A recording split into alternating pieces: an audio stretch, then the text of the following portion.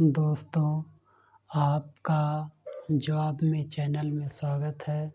चलिए देखते हैं, ये हमारा मैथ का वीडियो है जो आपके सभी एग्ज़ाम में बार बार पूछे गए प्रश्न है। चलिए इसे ध्यान से देखिएगा।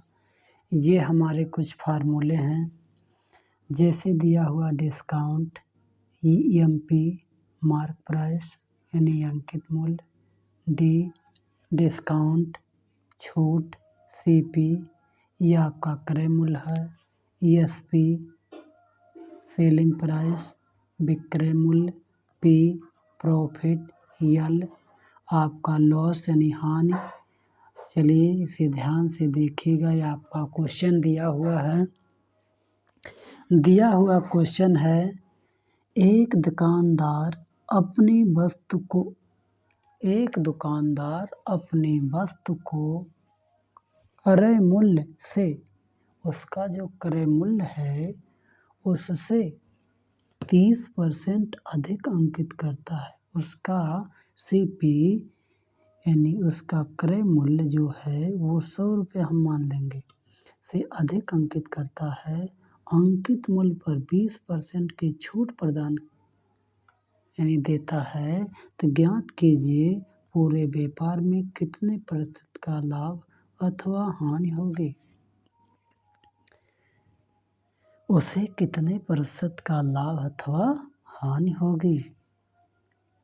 तो इसमें जब हम 30% की जब हम वृद्धि करेंगे तो ये आपका 100 में जोड़ के लिखिएगा तो 130 हो जाएगा, बटे 100 करिएगा। जब कटाइएगा तो ये आपका 130 आएगा। ये आपका MP आ गया, मार्क प्राइस। यही जो मार्क प्राइस है 130 रुपये, इसी में 20% की छूट देता है। 20% की छूट देता है। छूट को भी हम 100 से घटा के लिखेंगे, ऐसे करिएगा। फिर 2 जीरो कट गए, 8 तिरिक 24 हो गया, 8 के 8 2 10 हो गया, 104। ये हमारा विक्रय मूल्य आया। छूट के बाद वस्तु का विक्रय मूल्य 104 रुपये आया। हमने खरीदा कितने था? 100 रुपये में था। बेचा कितने में? 104 रुपये में। लाभ हमें 4 रुपये का हुआ। किस पे हुआ? 100 रुपये पे। 100 से 100 कटेगा, आपका आ जाएगा 4%। आपका 4% का लाभ होगा इस व्यापार में। दोस्तों, ये सवाल बेसिक तरीके से भी हल होगा, लेकिन बहुत लंबा होगा। एग्ज़ाम में ध्यान दिया जाता है कि थोड़े ही समय में क्वेश्चन को हल किया जाए। चलिए देखते हैं। दिया है आपका, इसे हमें कुछ नहीं करना है। इसका हम CP मान लीजिएगा। इसका CP मानिएगा 100, फिर उसी पे 30% आप इसमें बढ़ाइएगा, फिर 20% का छूट दीजिएगा, तो उसका विक्रय मूल्य आएगा। तो देखिएगा कि इस व्यापार में लाभ हो रहा है कि हानि हो रहा है। जब आप 100 में जोड़िएगा, जब 30% होगा तो ये आपका 130 आएगा।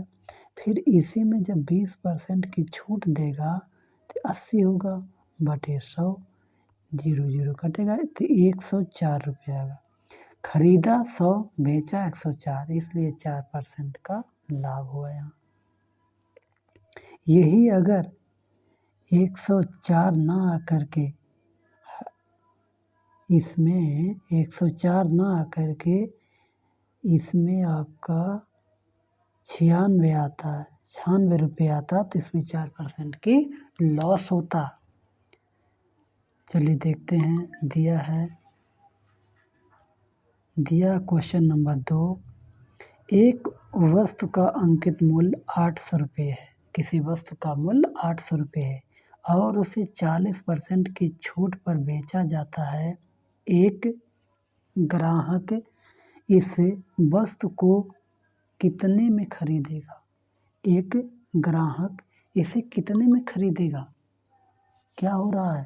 800 की वस्तु है, 40% छूट दिया जा रहा है, तो वो वस्तु कितने में बिकेगी? इसका हम अंकित मूल्य यानी एमपी ये 800 रुपये इस पे छूट देंगे। इसका 40% निकाल करके हम घटाएंगे तो हमें क्या आएगा? विक्रय मूल्य आएगा। लेकिन इसको हम आसानी से निकालेंगे। जैसे हम 40% अगर निकाल देते हैं इसको ऐसे करके तो 8 2 जीरो कटा, 4 एक कन्ने 4, 4 8 32 हो गया। ये कितना आएगा? 324। ये इतना छूट हमें आया। तो 800 में से जब आप घटाइएगा इसको 324 को, तो ये आपका 6 आ गया। ये 10 हो गया, 6 हो गया, यहाँ बचा 9, तो ये बचा 7, ये आपका यहाँ बचा 7, 4 हो गया, 476 आ गया।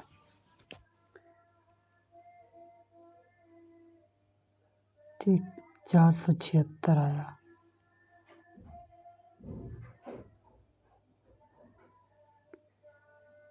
ये कैसे हो गया?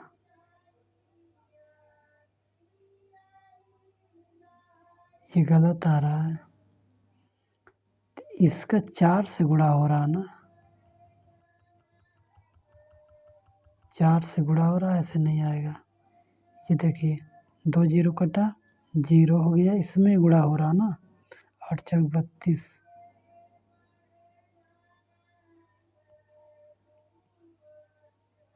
4 0 0 4 8 32, 320 रुपया आ गया।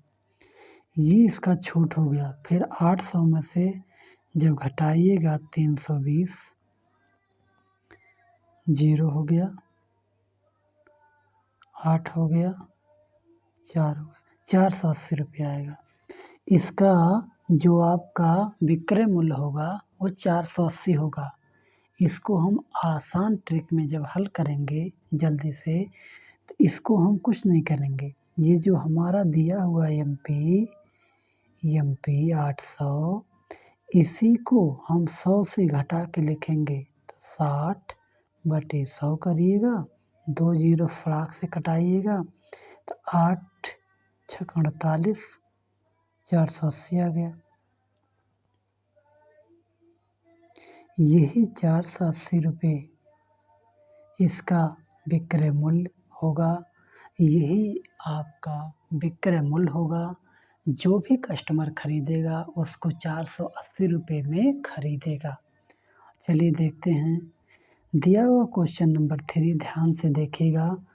दिया है किसी वस्तु का अंकित मूल्य 700 रुपये है और उसे ये देखिए छूट इतना इतना इतना, इस पे आपका 25, 10, 20 ये 3 छूट दी जा रही है। पर बेचा जाता है, छूट पर बेचा जाता है। ज्ञात कीजिए कि ग्राहक इस वस्तु को कितने रुपए में खरीदेगा। ये हमारा जो एमपी है,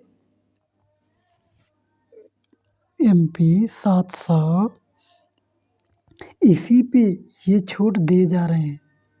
3 छूट दिया है, तो ये छूट आप निकालिएगा तीनों हम अलग अलग निकालेंगे छूट। तो ये छूट सब मिला करके सारे छूट को जब घटाओगे 700 में से, तो आपका विक्रय मूल्य आएगा। छूट के बाद कितने में बेचा जाए। ठीक, तो हम आसान ट्रिक में ऐसे हल करेंगे। तो इसको हम 100 से घटा के लिखेंगे अभी। तो ये हो जाएगा 75/100। फिर इसको भी घटाइएगा, 80 होगा बटे 100। फिर इसको घटाइएगा, ये हो जाएगा 90/100। ठीक, अब 2 जीरो कट गया, 2 जीरो ऊपर से। अब इसको घटाइएगा, 5 एक के 5,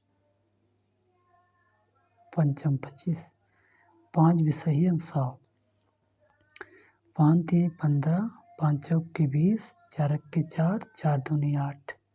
अब आप गुणा कर लीजिएगा, 7 गुणे 3 गुणे 2 गुणे 9, ये गुणा कीजिए कितना आएगा, ये आपका 18, 18 तियाँ